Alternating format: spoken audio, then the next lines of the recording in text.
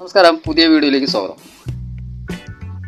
എല്ലാവർക്കും സന്തോഷം കൊടുക്കുന്ന ഒരു കാര്യമാണ് ഇന്നത്തെ വീഡിയോയിലൂടെ പങ്കുവയ്ക്കുന്നത്. നമുക്കറിയാം, ഇനി എങ്ങനെ കേരളത്തിൽ ജീവിക്കുമെന്ന് ആളുകൾ ചിന്തിക്കാൻ തുടങ്ങിയിരിക്കുന്നു. അതിരൂക്ഷമായ വിലക്കയറ്റമാണ് അല്ലേ? പച്ചക്കറി, പലചരക്ക്, മത്സ്യം, മാംസം എന്ന് വേണ്ട സകലതിനും തീ പിടിച്ച വിലയാണ്. എന്തിനേറെ പറയുന്നു, തക്കാളിക്ക് വരെ കഴിഞ്ഞ ആഴ്ച സെഞ്ചുറി അടിച്ചിട്ടുണ്ടായിരുന്നു. എന്നാൽ സാധനങ്ങൾ ഏറ്റവും വില കുറച്ച് കിട്ടുന്നത് എവിടെയാണെന്ന് അറിയാമോ?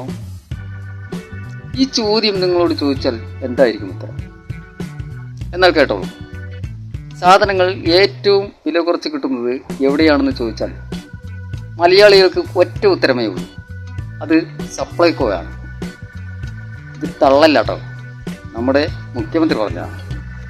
സാധാരണക്കാരുടെ നിത്യജീവിതത്തിന്റെ ഭാഗമായി മാറാൻ സപ്ലൈകോയ്ക്ക് കഴിഞ്ഞെന്നും അത് അഭിമാനകരമായ കാര്യമാണെന്നുമാണ് അദ്ദേഹം പ്രതികരിച്ചത്. ഇത് പറയാനുണ്ടായ കാര്യം എന്താണെന്നല്ലേ? അതിനു മുമ്പ് ചാനൽ സബ്സ്ക്രൈബ് ചെയ്യാത്തവർ ഇപ്പോൾ തന്നെ സബ്സ്ക്രൈബ് ചെയ്ത് തൊട്ടടുത്തുള്ള കാണുന്ന ബെൽ ബട്ടൺ കൂടി ആൾ എന്ന് എനേബിൾ ചെയ്ത് വെക്കുക. നോട്ടിഫിക്കേഷൻ ലഭിക്കാൻ വേണ്ടിയാണ് കേട്ടോ. അതുപോലെ വീഡിയോ ഒന്ന് ലൈക്ക് ചെയ്യുക, നിങ്ങളുടെ അഭിപ്രായങ്ങൾ കമൻറ്റ് ചെയ്യുക, ഷെയർ ചെയ്യുക.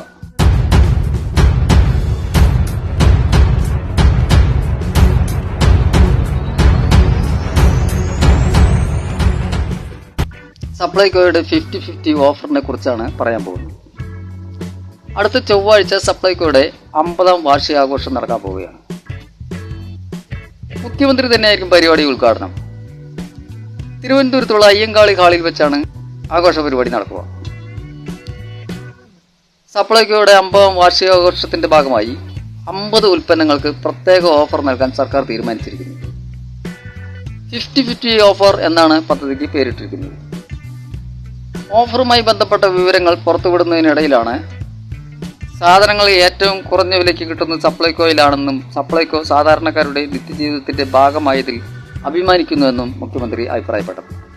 50ാം വാർഷികാഘോഷത്തോടനുബന്ധിച്ചുള്ള ഈ ഓഫർ 50 ദിവസമാണ് ലഭിക്കുക. ഇന്നു മുതൽ ആരംഭിക്കുന്ന ഓഫർ ഉച്ചയ്ക്ക് 2 മണി മുതൽ 3 മണി വരെയുള്ള സമയത്താണ് ലഭ്യമാവുക. അതോടൊപ്പം സബ്സിഡി ഇതര ഉൽപ്പന്നങ്ങൾക്ക് 10% അധിക വിലക്കുറവ് ഓഫർ കാലയളവിൽ ഉണ്ടാകുമെന്ന് ഭക്ഷ്യമന്ത്രിയും പറയുന്നു. കൂടാതെ പുതിയ ഔട്ട്ലെറ്റുകൾ തുടങ്ങണമെന്ന് ആവശ്യപ്പെട്ട് നിരവധി നിവേദനങ്ങൾ ലഭിക്കുന്നുണ്ടെന്നും പുതിയ ഔട്ട്ലെറ്റുകൾ തുടങ്ങാൻ ആലോചനയുണ്ടെന്നും ഭക്ഷ്യമന്ത്രി പറഞ്ഞു. എന്നാൽ സപ്ലൈകോ നേരിടുന്ന പ്രതിസന്ധികളെക്കുറിച്ച് ഒന്നും തന്നെ പ്രതികരിച്ചിട്ടില്ല. പ്രശ്ന പരിഹാരത്തിനുള്ള പദ്ധതികളും ഉണ്ടായിട്ടില്ല. കടുത്ത സാമ്പത്തിക പ്രതിസന്ധിക്കിടെ ആഘോഷം സംഘടിപ്പിക്കുന്നതിനെതിരെ വിമർശനങ്ങൾ ഉയരുന്നുണ്ട്. സാധനങ്ങളില്ലാതെ സപ്ലൈകോ സ്റ്റോറുകൾ ഒഴിഞ്ഞു കിടക്കുമ്പോൾ 50ാം വാർഷികത്തിന് എന്ത് പ്രസക്തി എന്ന വിമർശനമാണ് ഉയരുന്നത്.